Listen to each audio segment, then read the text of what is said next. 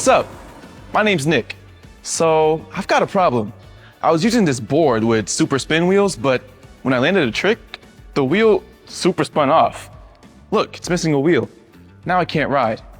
You see, it's not just that I have a broken board. I borrowed this board from my buddy Amari yesterday. I don't know what to do. I mean, do you think he'll notice? I think he will notice. Wait. Amari just texted me. Hey Nick, can I pick up my board later? I don't know what to do. He's probably going to be mad at me for breaking his skateboard. He loves this board so much. Do you think he'll ever forgive me? Whenever I don't know how to deal with problems, I take a look in the Bible. The Bible is God's true message to us about himself. Here's a great story about a guy who did something terrible and really mean to his brother. Let's take a look at the very first book in the Bible, Genesis, where we see the story of two brothers who had a big problem. Jacob and Esau. Jacob and Esau were twin brothers. Esau was the older of the twins, and Jacob was the younger twin. When their father Isaac was old and could not see well anymore, he called his son Esau to come to him.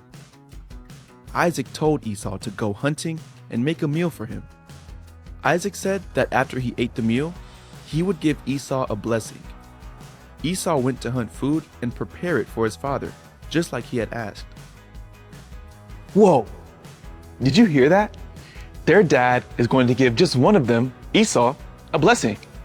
Back then, a blessing in that culture was kind of like saying, I'm going to give you special privileges that are only for you. This blessing was always supposed to go to the kid who was born first. In this case, Esau. Let's see what happened next. Rebekah, Isaac's wife, heard what was happening. She went to their other son, Jacob, and told him, "Quick, we must make a plan. I will make a special meal, and you will serve it to your father, so he may give you his blessing." Rebekah took Esau's clothes and put them on Jacob. She put goat hair on Jacob's arms and neck to make them hairier like Esau's. Jacob, pretending to be Esau, took the special meal to his father. Isaac thought Jacob was Esau and gave Jacob the blessing. So Jacob tricked his father and stole the family blessing from his brother Esau. When Esau came home and found out what Jacob did, he was angry. "When our father dies," thought Esau, "I will kill Jacob." As soon as Rebekah found out about Esau's plan, she sent Jacob far away to live with his uncle and avoid his brother's anger. Many years went by. Jacob got married, had children, and God blessed his family. Then one day, God spoke to Jacob, "Go back to the land of your fathers and to your family, and I will be with you." Jacob obeyed God. He sent a messenger ahead of him with gifts because he was afraid that Esau would still be angry for stealing his blessing. The messenger reported that Esau was coming to meet Jacob and that he was bringing 400 men with him. Jacob was very afraid. He prayed to God and asked God to protect his family because he was afraid of Esau. When morning came, Jacob looked and saw Esau coming toward him. Esau ran to meet him, threw his arms around him, and hugged him. Jacob told Esau, "Seeing you is like seeing God, because you have accepted me."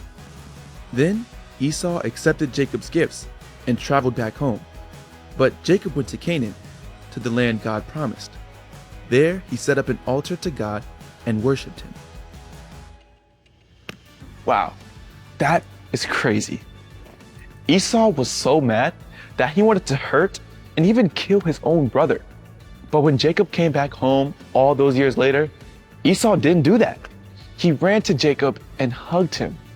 Esau forgave Jacob. Jacob was probably so scared because he knew he messed up really badly. But he followed what God told him to do. He came back to his brother and Esau forgave him. You know, even though I'm scared of what he's going to say, I should probably be honest and tell Amari what happened to his board. "Hey Amari, I gotta tell you something. I accidentally broke the wheel on your skateboard. I'm so sorry. Do you forgive me?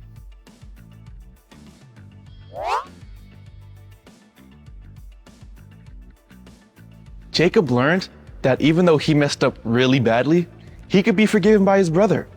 And when we mess up and sin against God, we can be forgiven by God.